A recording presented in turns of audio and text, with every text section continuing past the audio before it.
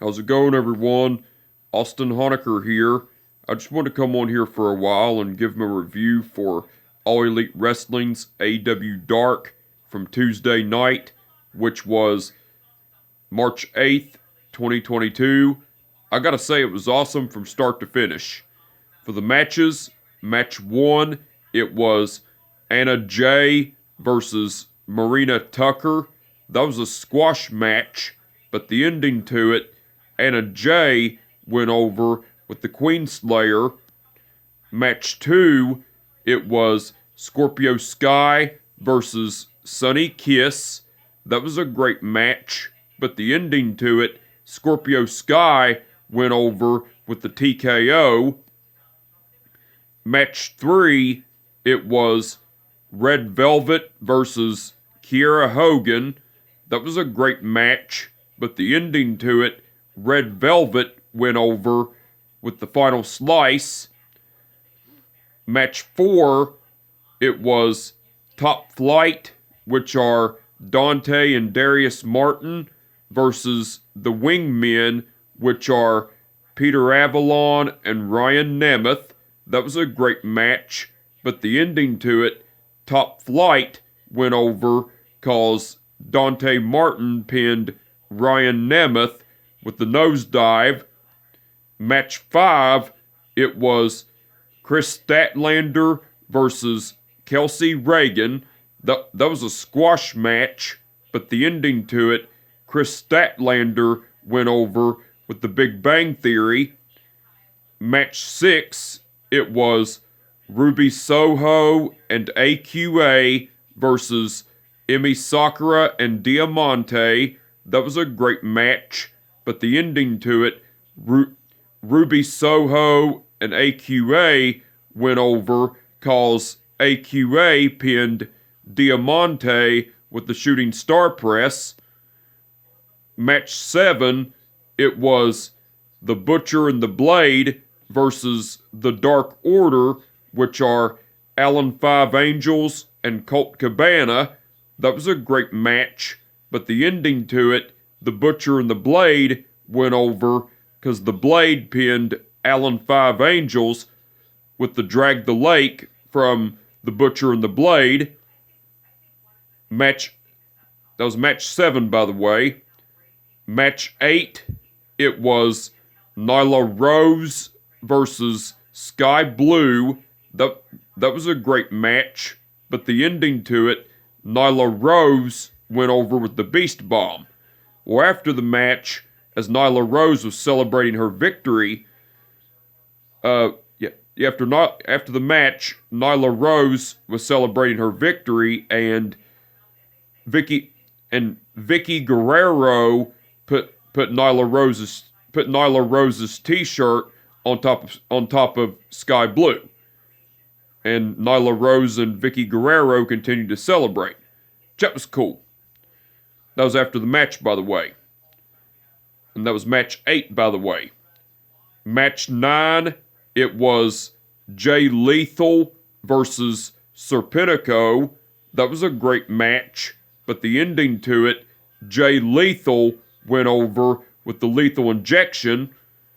And match 10, which was the main event, it was Private Party, which are Mark Quinn and Isaiah Cassidy, versus the Nightmare Family, which are Brock Anderson and Lee Johnson. That was a great match, but the ending to it, Private Party went over cause Isaiah Cassidy pinned Brock Anderson with a roll-up. And that was match 10 in the main event, by the way. Now, besides the matches,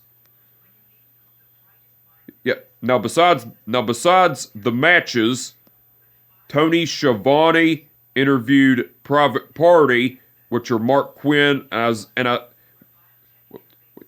Tony Schiavone interviewed Private Party, which are Mark Quinn and Isaiah Cassidy. Well, Tony Schiavone brought up that they weren't in the staircase this time. They were backstage elsewhere this time for the interview, And Isaiah Cassidy was saying, "That's right, Tony. We aren't in the staircase, and the reason we wanted to do the interview right here, is because everybody in AEW is all up in our business." And Mark Quinn said, "Exactly. And tonight we're going to face the team of Brock Anderson and Lee Johnson."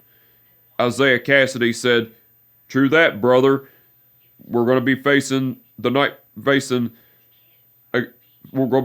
son of the great Arn Anderson and the talented Lee Johnson, even though Brock Anderson is a clone of Arn Anderson, and Lee Johnson has braces and is 27 years old. Lee Johnson's 27 years old and has braces. And that's quite pathetic on both parts. But tonight," and then Mark Quinn and Isaiah Cassidy both said, before Mark Quinn and Isaiah Cassidy got any more words in, Matt Hardy came along, and Matt Hardy was saying, "This is exactly what I want to see, boys. You both are the future of AEW. And Arn Anderson, he's ancient history, because I am the one that is the top guy, is the dominant guy in North Carolina." And Matt Hardy was saying, "So go on out there, kick Brock Anderson and Lee Johnson's ass." And so Private Party left, and then Matt Hardy was saying, Matt Hardy was saying, how you doing, Tony?" And then Matt Hardy left, and then Tony Schiavone was just looking on and everything. That was cool. Now, besides all that, besides all that, Taz and Excalibur done commentary throughout the whole show. They done awesome as usual. And the referees for the event were Mike Posey, Rick Knox, Paul Turner, Bryce Remsburg, Stephon Smith, and Aubrey Edwards.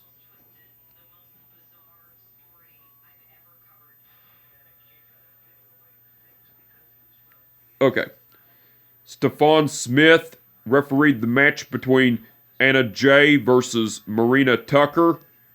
Aubrey Edwards refereed the match between Scorpio Sky versus Sonny Kiss. Paul Turner refereed the match between Red Velvet versus Kiera Hogan. Rick Knox refereed the match between Top Flight versus the Wingmen. Stephon Smith refereed the match between Chris Statlander versus Kelsey Reagan. Bryce Remsburg refereed the match between Ruby Soho and AQA versus Emi Sakura and Diamante. That was Bryce Remsburg, by the way. Mike Posey refereed the match between The Butcher and the Blade versus The Dark Order. That was Mike Posey, by the way. Bryce Remsburg refereed the match between Nyla Rose versus Sky Blue. Rick Knox refereed the match between Jay Lethal versus Serpentico. And Paul Turner refereed the match between Private Party versus and Paul Turner refereed the match between Private Party versus the Nightmare Family. That was Paul Turner, by the way. And so all the referees done awesome as usual. But anyway, I just wanted to come on here for a while and give them a review for All Elite Wrestling's AEW Dark from Tuesday night, which was March 8th, 2022. Like I said, it was awesome from start to finish. And with that being said, my name is Austin Honecker, and I will catch your ass down the road. Peace out.